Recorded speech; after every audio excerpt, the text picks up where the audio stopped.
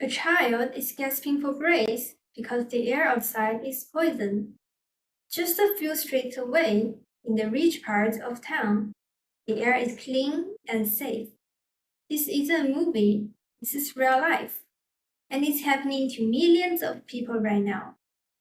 Despite overwhelming evidence and tragic headlines, this crisis remains invisible to those who live in comfort, because the injustice is baked into our systems, not just the sky.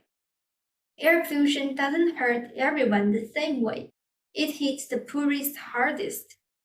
And while the wealthy get to breathe easy, air pollution kills 7 million people annually, making it the world's largest environmental health risk. Yet its burden falls disproportionately on children, the elder, and the marginalized communities. This isn't just an environmental issue, it's the greatest public health injustice of our time.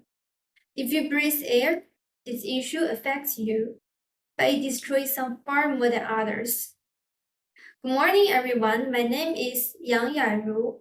Today, I'm here to show you how air pollution discriminates and how we can fight back. My analysis draws from peer-reviewed studies by WHO, Harvard, and EPA, as well as real-world policy successes.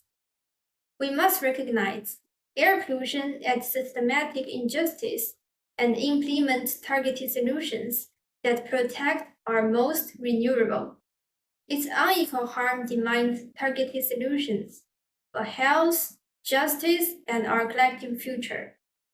First, we'll expose how pollution targets disadvantaged groups. Then we'll examine policies that work. Finally, we'll see how clean air benefits everyone. Let's start by confronting the injustice. Who suffers most, and why? To understand the full impact, we must go beyond the statistics. Behind every member is a real story. A family, a child, a community living with the consequences of choices they didn't make. Air pollution disproportionately harms vulnerable groups due to socioeconomics and biological factors.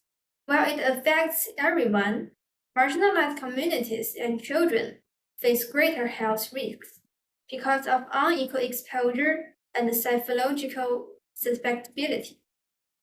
Low-income neighborhoods are often located near industrial places, leading to higher exposure to pollutants like PM2.5, which increases respiratory disease.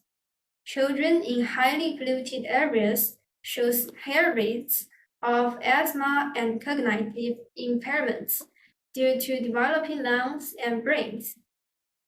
Since these disparities exist, we must examine solutions that address both environmental policies and social equity.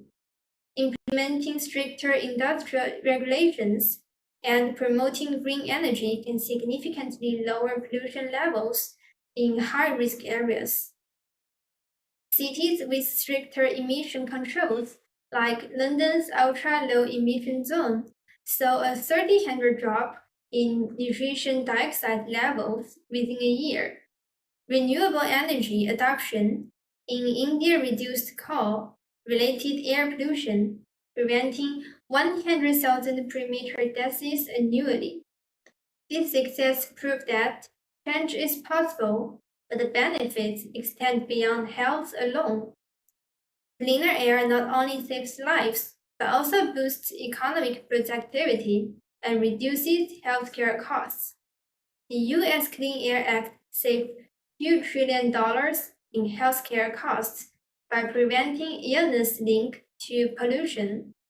A study in China found that workers in cities with better air quality were 600% more productive. This evidence is overwhelming. Now we must turn knowledge into action. The evidence is clear. Reducing pollution isn't just a possible.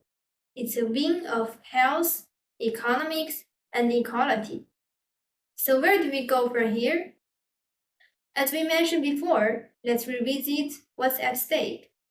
With the how pollution disproportionately harms marginalized communities and children, we analyze these policies from emission places to clean energy that slash pollution, and we prove that clean air means longer lives, stronger economies, and fair societies. Today, I urge you to demand change, support local clean air policies, reduce your carbon footprint, and vote for leaders who prioritize environmental justice. We are not powerless.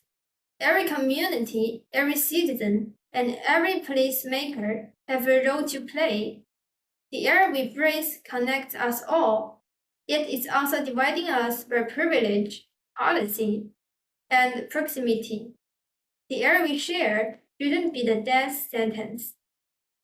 That children gasping for breath, they don't need your sympathy, they need your action, because clean air isn't a privilege, it's a right.